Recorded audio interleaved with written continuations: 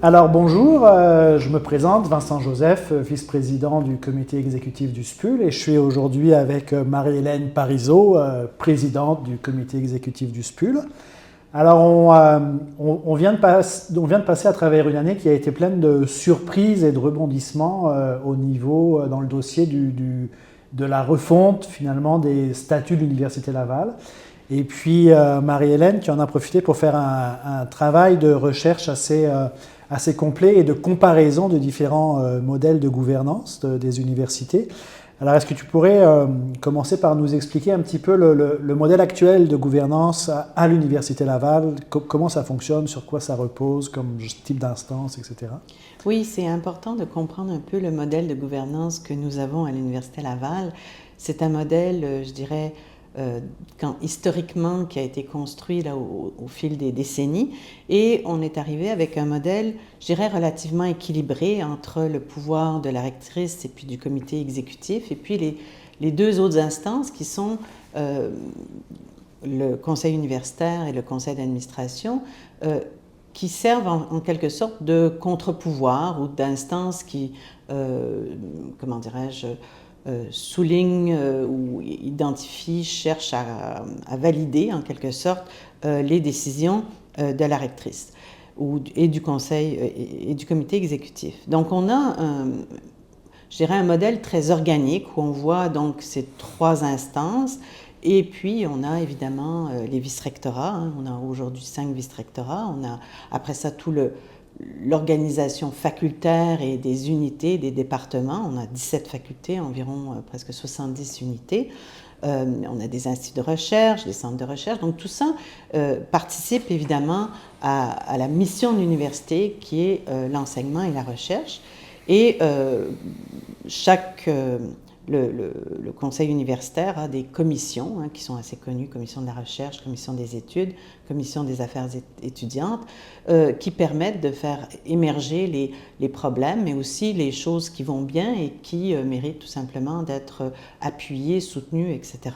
Et on a donc la communauté universitaire qui, comment dirais-je, participe de ces différentes instances à différents niveaux de représentation. Donc on a, je dirais, sur le papier, à tout le moins, un modèle très équilibré avec des contre-pouvoirs. Je vais donner un exemple. Il y a 17 facultés, il y a ce qu'on appelle la table des doyens qui permet, en théorie, justement de faire remonter un certain nombre de problèmes au comité exécutif, à la rectrice et éventuellement qui permettent aussi de négocier certains enjeux comme les budgets des facultés, etc. Donc, il y a des contre-pouvoirs et c'est ça qu'il faut comprendre, c'est-à-dire que le travail de la rectrice et du comité exécutif sont balancés par à la fois le conseil universitaire, la table des doyens, le conseil d'administration.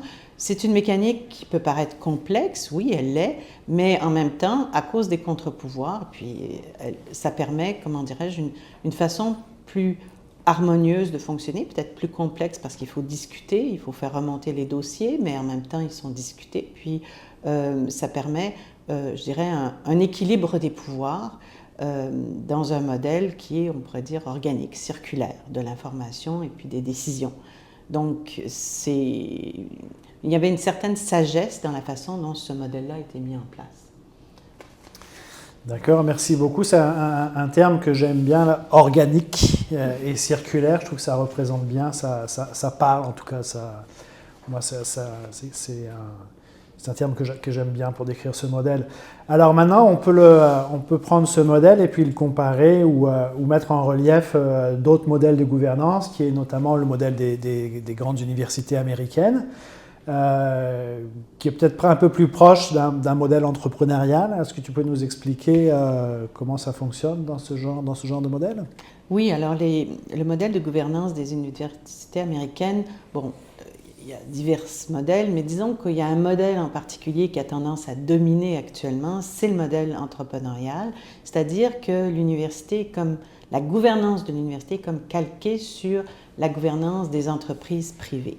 Donc il y a tout un vocabulaire, une façon d'organiser le pouvoir qui est beaucoup plus cette fois-ci verticale, c'est-à-dire c'est l'idée qu'il y a le patron en haut et puis il y a les employés en bas. Et qu'à ce moment-là, il y a une chaîne de commandement qui va du haut vers le bas et que donc il y a des mécanismes ou des comités ou des personnes qui servent de relais pour aller du haut jusqu'en bas. Dans le modèle américain, le chancellor, le recteur ou la rectrice, est vraiment la personne qui a tout le pouvoir. En d'autres termes, c'est elle qui décide, c'est elle qui impulse donc les décisions et c'est elle qui est aussi responsable, c'est-à-dire qu'ultimement, le conseil d'administration lui demande des comptes. Alors, le conseil d'administration, ici, joue un rôle très important puisque c'est un peu le chien de garde des décisions, puis de la rectrice et puis de son exécutif, ou du recteur, du chancellor et de son exécutif. Alors, le conseil d'administration, ici, a un certain nombre d'objectifs là, qui sont très proches de ceux d'une entreprise privée, c'est-à-dire d'abord pas de déficit, un budget équilibré, ça c'est un critère très important. Après ça, une bonne gouvernance, c'est-à-dire des paliers de décision très clairs. Et puis après ça, l'importance de l'image publique de l'université avec évidemment les échelles de gradation là, des universités qui donnent à ce moment-là un rang à l'université puis qui permet surtout dans le cas de l'université privée, de se démarquer par rapport aux autres.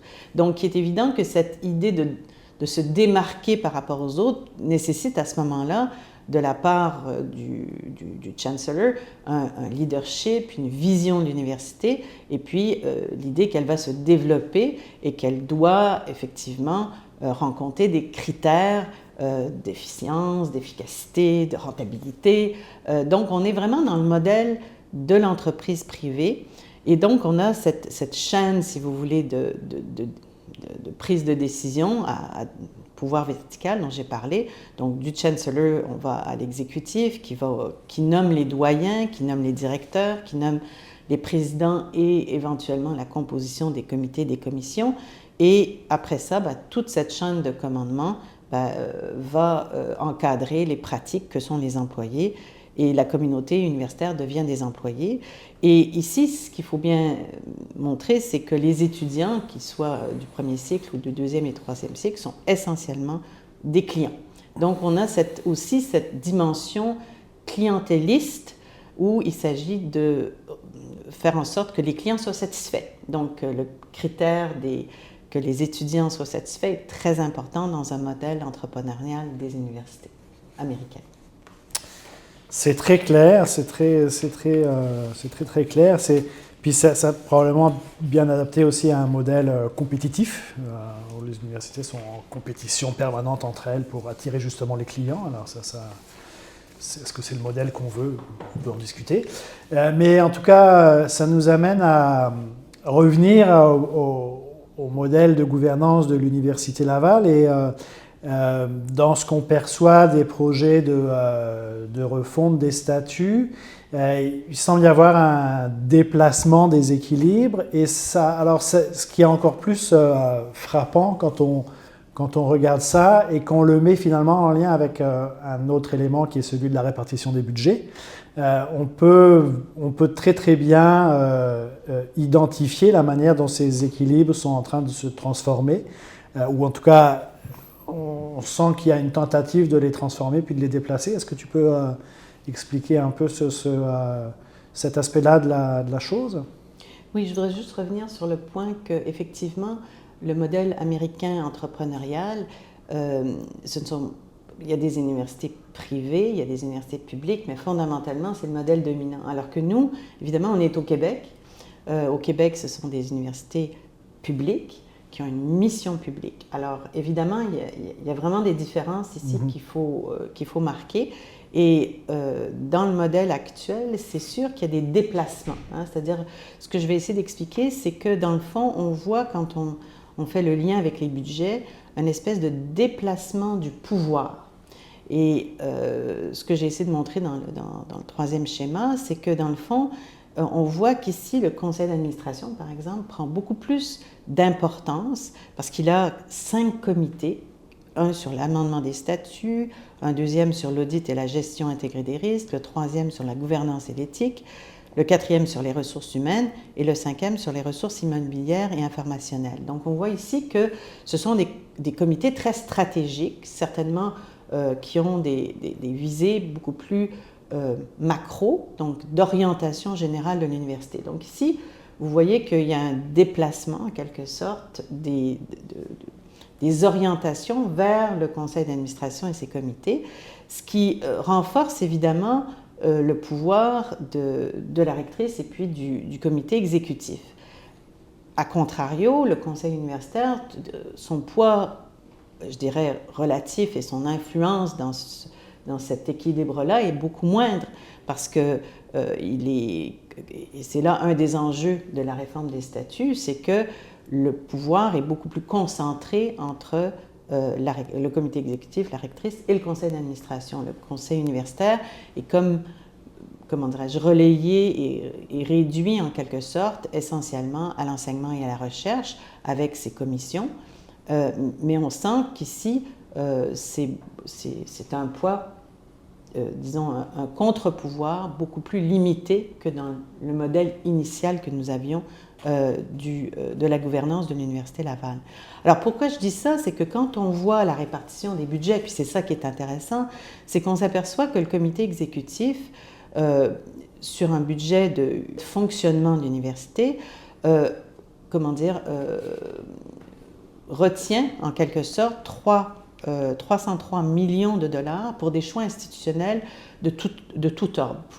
Je ne vais pas rentrer dans le détail ici parce que c'est complexe, mais je vous renvoie à la vidéo que Jean Ruel avait fait au mois de juin, si mes souvenirs sont bons, et qui explique vraiment le détail des choix institutionnels. Et c'est vrai que sur ces questions-là, il y a une certaine opacité par rapport aux choix, mais qui constitue en fait une dimension discrétionnaire de la distribution des argents à l'intérieur de la communauté universitaire. Et ce pouvoir discrétionnaire, c'est un problème de transparence ici, d'autant plus, et c'est là où je voudrais mettre l'accent maintenant, quand on voit les facultés et puis les unités, on s'aperçoit que le budget des facultés, c'est 444 millions de dollars et que ça touche 17 facultés, 70 unités. Et qu'on sait actuellement, depuis cette année en particulier, que les 12 facultés sur 17 sont en déficit. Donc là, la question de la répartition de l'argent se pose de façon assez, comment dirais-je, importante. Et la question de la gouvernance ici, dans la répartition de l'argent, est à questionner. D'autant plus que si vous regardez encore le schéma, vous voyez que le pouvoir, je dirais, de gouvernance, le pouvoir de dépenser en quelque sorte du comité exécutif est relayé par 5 vice-rectorats qui ont un budget de base de 122 millions de dollars. C'est vrai qu'ils vont toucher à la recherche, aux études, aux infrastructures, aux ressources humaines, aux affaires internationales, mais on voit bien qu'ici, il y a beaucoup d'argent qui est distribué à travers les vice-rectorats, et on a bien compris là avec les chantiers transformateurs de la rectrice qu'on a des initiatives qui s'écartent en quelque sorte des priorités, si vous voulez, ou des besoins fondamentaux des facultés et des unités pour se développer de façon adéquate dans un contexte où actuellement ils sont pour la majorité déficitaires. Donc ici, ce que je voulais montrer essentiellement, c'est que par l'argent, on voit bien qu'il y a un pouvoir qui est de plus en plus important lié au comité exécutif et à la rectrice, avec un conseil d'administration qui donne les grandes orientations et qui marginalise, en d'autres termes, le pouvoir du conseil universitaire, des facultés à travers la table des doyens. Et que ici, le nerf de la guerre, c'est l'argent, et donc en distribuant l'argent de façon discrétionnaire, on peut se poser des questions sur la nature ou les critères de distribution de cet argent-là, et on peut s'interroger sur la question si on n'est pas en train de favoriser un système qui met l'accent sur l'allégeance au lieu de la compétence. Donc, c'est ces questions que permettent de poser ce schéma qui lie les budgets à la gouvernance et donc qui interroge la nouvelle répartition du pouvoir par l'argent à l'intérieur de ce schéma de gouvernance qui tend à sur le modèle américain, mettre l'emphase, en tout cas donner de plus en plus de pouvoir au conseil d'administration. Et c'est vrai que l'enjeu des statuts, essentiellement, c'est justement cette répartition des pouvoirs. Et il est clair que la réforme des statuts actuels donnerait effectivement plus de pouvoir au conseil d'administration qu'au conseil universitaire. Donc, l'analyse de la gouvernance nous permet de voir un certain nombre de tendances et de comprendre pourquoi la révision des statuts est si importante pour l'avenir de notre université. C'est absolument fascinant et renversant, on pourrait même dire. Finalement, si on pousse la logique à l'extrême, ça reviendrait peut-être à tout ce qui est à droite du schéma, conseil universitaire, les commissions, même les unités, les facultés deviennent plus une sorte de coquilles vides qui sont là pour assumer vraiment le strict minimum de la mission publique de l'université, puis que sur la gauche, il y a un certain nombre de structures qui sont beaucoup plus verticales et puis dans lesquelles on peut diriger de plus en plus de ressources et de budget selon une ligne de direction vraiment verticale et avec des contre-pouvoirs beaucoup plus faibles et beaucoup moins organiques, comme si on peut conclure de ce côté-là. Tout à fait. Je crois que tu résumes bien, disons, l'enjeu de la gouvernance et de la transformation de notre université par rapport à ses objectifs et sa finalité, c'est-à-dire la recherche, l'enseignement, et puis l'idée d'une université complète aussi, et puis... la mission publique, finalement, de l'université dans le contexte québécois et canadien. Tout à fait, absolument. Ben, merci beaucoup pour ces quelques minutes très, très enrichissantes et très éclairantes. Et puis, on se souhaite de se revoir donc, en 2025 pour continuer le travail sur ce projet de refonte des statuts.